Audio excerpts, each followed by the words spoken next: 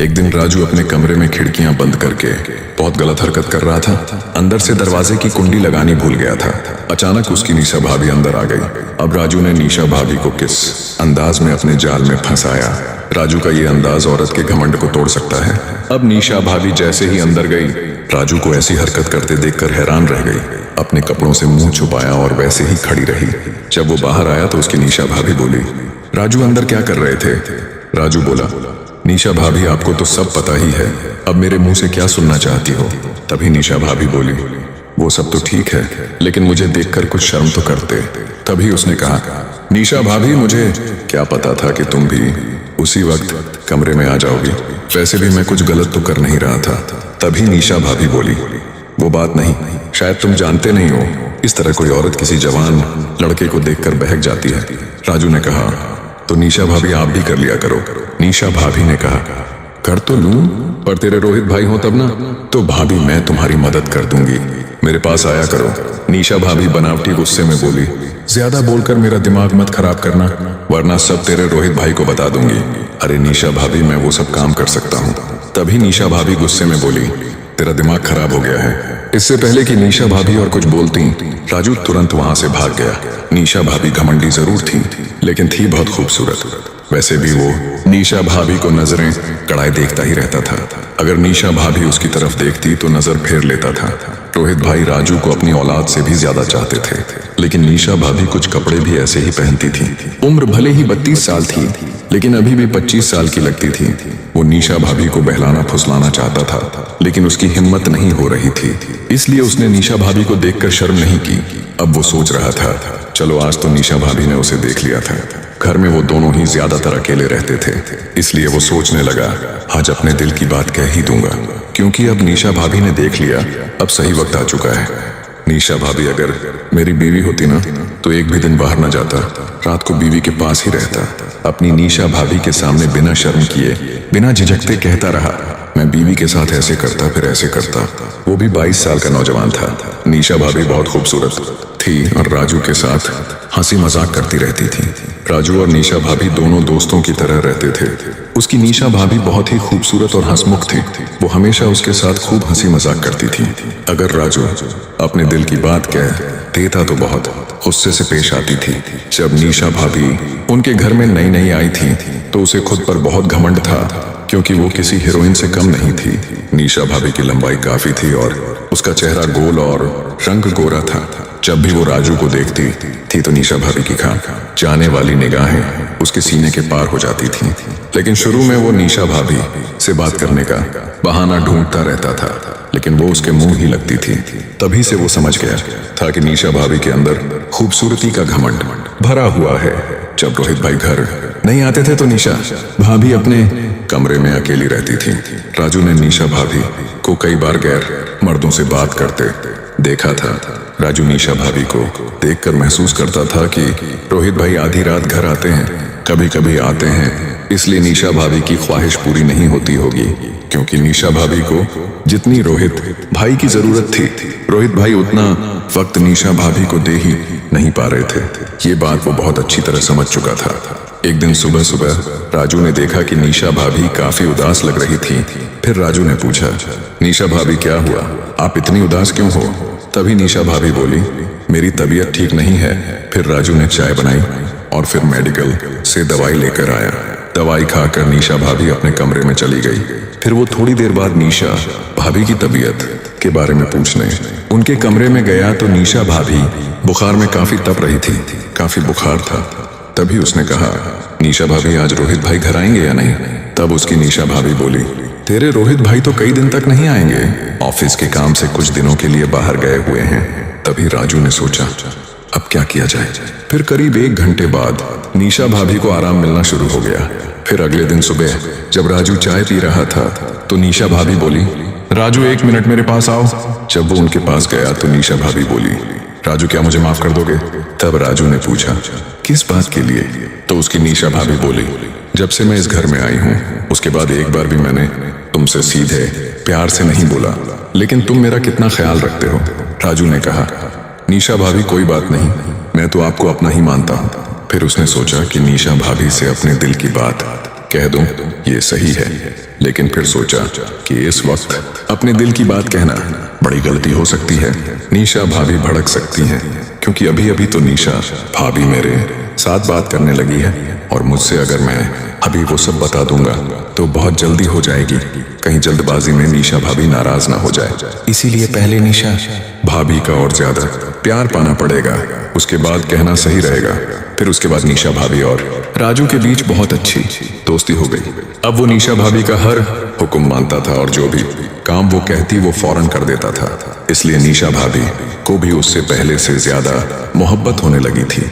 एक दिन निशा भाभी ने उसे कहा, राजू तुम्हारे रोहित भाई तो कभी कभार ही घर आते हैं, तो तुम थोड़ी बहुत देर रात को मेरे कमरे में आ जाया करो। राजू अपनी निशा भाभी के कमरे में गया। निशा भाभी झुककर घर का कुछ काम कर रही थी। निशा भाभी को देखकर उसका दिल मचलने लगा और वो अपने कमरे में जाकर मोबाइल में वो वाली वीडियो देखने लगा। वीडियो की आवाज फुल कर दी, जिसकी आवाज निशा भाभी के पूरे कमरे में सुनाई दे रही थी। उसने बाहर की तरफ मुंह कर रखा था। कमरे के दरवाजे की तरफ बाहर से कोई आ रहा हो तो उसका पता चल सकता था, लेकिन फिर राजू अपनी मस्ती में वीडियो देख रहा था। उसका मकसद तो कुछ और ही था और आवाज का मजा ले रहा था। फिर उसे ये भी पता नहीं लगा कि उसकी निशा भाभी कब कमरे में आ गई और फिर निशा भाभी भी पीछे आकर वो वाली वीडियो देखने लगी, लेकिन राजू को ये खबर ही नहीं हुई। फिर निशा भाभी ने हल्का सा खांसा और उसने जब वीडियो से नजर हटाकर देखा तो पीछे उसकी निशा भाभी खड़ी खड़ी हंस रही थी। फिर उसने जल्दी जल्दी मोबाइल बंद किया और बिल्कुल घबराने का नाटक करने लगा। निशा भाभी ने उसका कान पकड़कर कहा, अब क्यों बंद कर रहा है? क्या अब तो डर रहा है? फिर उसने थोड़ी हंसी में और थोड़ा घबराते हुए कहा, हाँ निशा भाभी, डर तो लगता ही है जब कोई ऐसी हरकत करते हुए पकड़ लेता है। फिर वो बोली, अच्छा अब तुम्हें डर लग रहा है? उस वक्त डर नहीं लगा जब कमरे में इतनी आवाज में ये देख रहा था। फिर उसने कहा, निशा भाभी बस क्या बताऊं, कमरे में पता नहीं क्या है। जब अकेला होता हूं दिल बेचैन होने लगता है। फिर वो निशा भाभी का हाथ पकड़कर बेड पर बैठ गया और कहने लगा, निशा भाभी अगर आप बुरा ना मानो तो मैं आपसे एक बात कहना चाहता हूँ। अगर तुम कहो बोल दूं। बोलूं तो तुम बुरा तो नहीं मान जाओगी? निशा भाभी, चलो छोड़ो, मैं कहता ही नहीं। निशा भाभी ने कहा, तू कुछ भी कह ले, मैं बुरा नहीं मानूंगी। फिर निशा भाभी कहने लगी, अगर मुझे बुरा मानना होता तो जो तुमने हरकत की है उसे देखकर तो मैं तुम्हारी शिकायत तेरे रोहित भाई से कर देती। ये सुनकर राजू ने थोड़ी नजरें झुकाई और फिर कहने लगा, निशा भाभी आप बहुत खूबसूरत हो। निशा भाभी, जब आप पहली बार इस घर में आई थी तब से ही आप मुझे बहुत पसंद हो। तभी निशा भाभी मुस्कुराकर बोली, अच्छा जी तो फिर बताओ कहना क्या चाहते हो? तो राजू ने कहा, निशा भाभी मैं तुम्हारे साथ बस एक बात। इससे पहले ही निशा भाभी बोली, राजू तुम होश में तो हो? ये कैसे हो सकता है? अगर ये बात तुम्हारे रोहित भाई को पता लग गई तो वो मुझे जिंदा नहीं छोड़ेंगे और घर से निकाल देंगे। फिर राजू ने कहा, निशा भाभी हम लोग घर वालों की नजर से छुप कर काम करेंगे। फिर निशा भाभी बोली, नहीं तुम मेरी मोहब्बत का नाजायज फायदा ना उठाओ, मैं तुम्हारे साथ ये सब नहीं कर सकती। फिर राजू ने कहा, निशा भाभी मैं आपसे वादा करता हूँ कि इस बात की हवा भी हम दोनों के अलावा घर के किसी शख्स को नहीं लगेगी। फिर निशा भाभी बोली, लेकिन राजू मैं तुम्हारी भाभी हूँ। फिर राजू बोला, तो क्या हुआ, हम कुछ गलत थोड़े ही कर रहे हैं, आजकल ये सब आम बात है, रोहित भाई भी तो करते हैं। मैं जानता हूँ उनके भी कई औरतों के साथ ताल्लुकात हैं। अरे झूठे, तेरे रोहित भाई तो आधी रात को घर आते हैं, वो भी थक हार कर। कभी कभार वो मुझे खुश करने की कोशिश करते हैं, लेकिन वो बेचारे मुझे भी खुश नहीं कर पाते। तुम उनके खिलाफ ऐसी बातें क्यों करते हो? तेरे रोहित भाई मेरे साथ तो सही से ताल्लुकात बना नहीं सकते, दूसरी औरतों के साथ कहां से ताल्लुकात बना लेंगे? निशा भाभी मैं ये भी जानता हूँ, बस आप खुश रहकर दिखावा करती हैं, मैं दिखाऊंगा तुम्हें खुश कैसे करते हैं। और ये सुनते ही निशा भाभी का चेहरा लटक गया और निशा भाभी का लटका हुआ चेहरा देखकर राजू समझ गया। तभी निशा भाभी बोली, राजू कहता तुम सही रहे हो, बस टाइम पास ही हो रहा है। तुम्हारे रोहित भाई मुझे वो खुशी नहीं दे पाते। तुम्हारे रोहित भाई यही बहाना बनाकर जल्दी लेट जाते हैं कि बहुत दूर से चलकर आ रहा हूँ, इसलिए अब मैं थक गया हूँ और मुझे नींद आ रही है। अब तुम ही बताओ, रोज रोज तो मैं उन्हें अपनी खुशी के लिए जबरदस्ती नहीं कर सकती। तेरे रोहित भाई को तो खुद भी सोचना चाहिए कि वो मेरा ख्याल भी रखें। तेरे रोहित भाई तो इतने बड़े खुदगर्ज हैं, बस तब प्यार करते हैं जब उनका अपना मूड होता है। उन्हें मेरी जरा भी फिक्र नहीं होती कि कब मेरी खुशी है या नहीं। वो तो बस अपना मतलब निकालते हैं। राजू को तो इन बातों में खूब मजा आ रहा था। वो तो चाह रहा था किसी तरह रोहित भाई का पता साफ हो। इन बातों को सुनकर उसे मौका सा मिल गया। वो हैरानी से सुनता रहा और कहने लगा, निशा भाभी, मुझे मालूम है, तभी तो मैं आपकी इतनी फिक्र और मोहब्बत करता हूँ, और तभी तो मैं कह रहा हूँ कि मैं आपको खुश कर सकता हूँ। निशा भाभी, मैं आपकी हर एक चीज और हर बात को समझता हूँ। तभी निशा भाभी ने उसका हाथ पकड़कर जोर से खींचा, और जब निशा भाभी ने उसका हाथ खींचा तो राजू समझ गया कि निशा भाभी अंदर कितनी फड़क रही है। फिर निशा भाभी ने कहा, अपने भूले हो, लेकिन मैंने तो कभी तुम्हारी तरफ ध्यान ही नहीं दिया। राजू ने कहा, हाँ निशा भाभी, मैं आपका पूरी तरह ख्याल रखूंगा।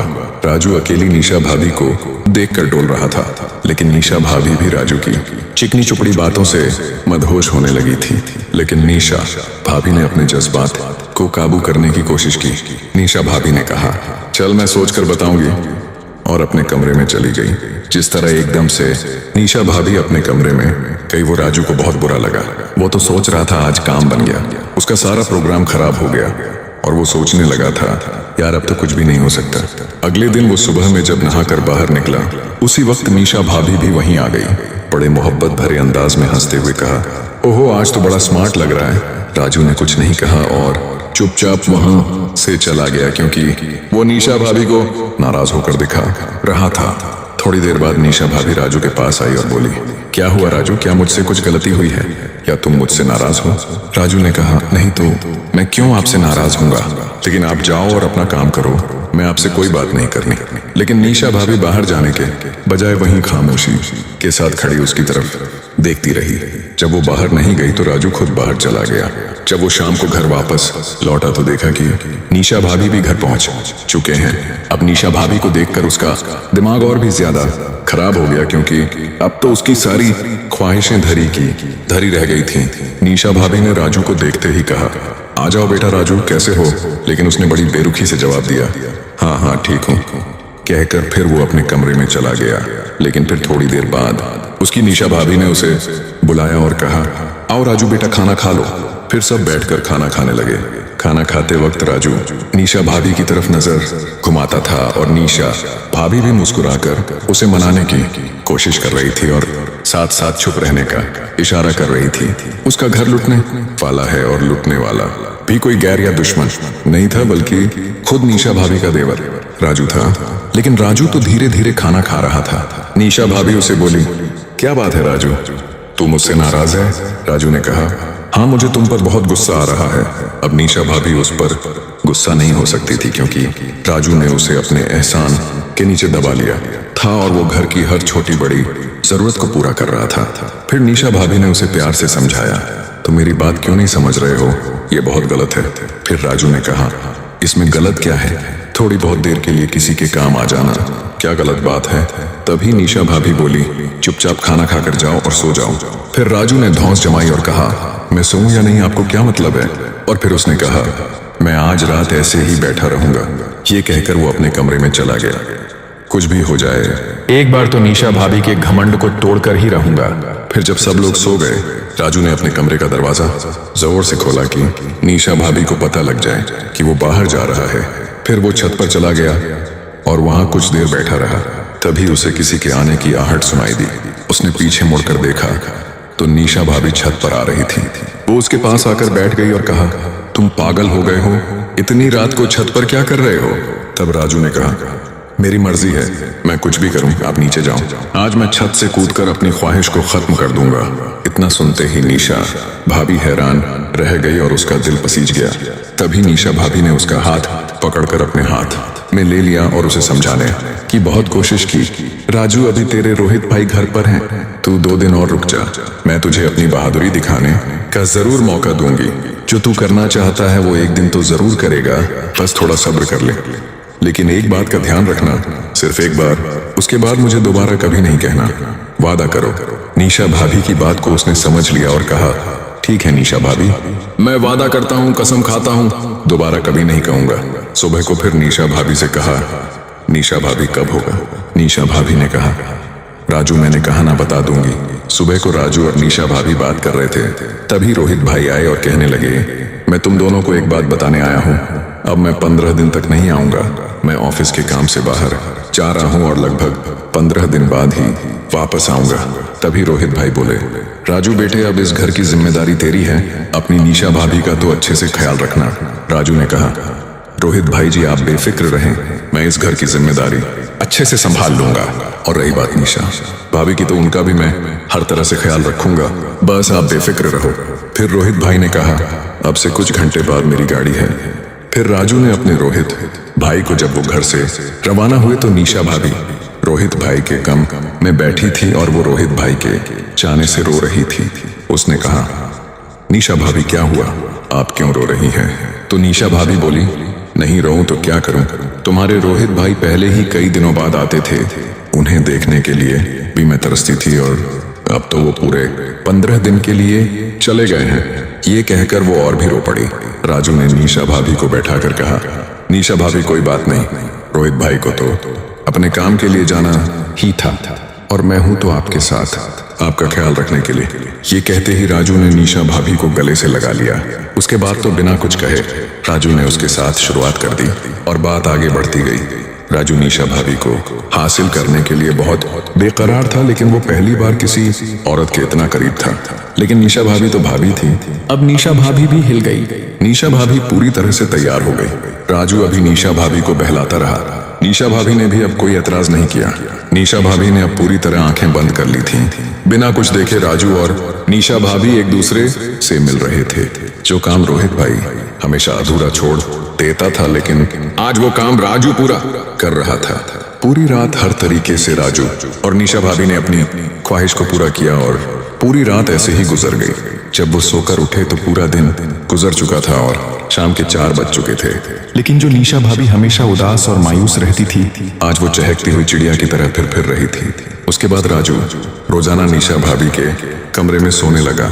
जो निशा भाभी पहले रोहित भाई के 15 दिन के लिए जाने पर रोती थी, अब वो रोहित भाई का घर में रहना भी पसंद नहीं करती थी। यहाँ तक अब निशा भाभी और रोहित भाई में लड़ाइयाँ होने लगी। एक दिन रोहित भाई ने राजू और निशा भाभी को देख लिया। रोहित भाई ने जब राजू को डांटने की कोशिश की, लेकिन निशा भाभी ने रोहित भाई को धमकाकर चुप कर दिया और कहा, खुद के बस का तो कुछ है नहीं। उसके बाद रोहित भाई गमजदा और मायूस रहने लगे। एक दिन रोहित भाई ने राजू को हल्के से इशारे से कहा, मैंने तुझे अपनी औलाद समझकर पाला और तुझ पर भरोसा किया। और कहते ही रोहित भाई की आंखों में आंसू आ गए। उसके आगे रोहित भाई एक लफ्ज भी ना बोल सके।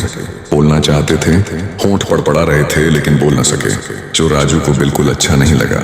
अब राजू रोहित भाई से अलग होना चाहता था, लेकिन निशा भाभी अब जबरदस्ती राजू को धमकाती और डराती और अपनी ख्वाहिश पूरी करती है।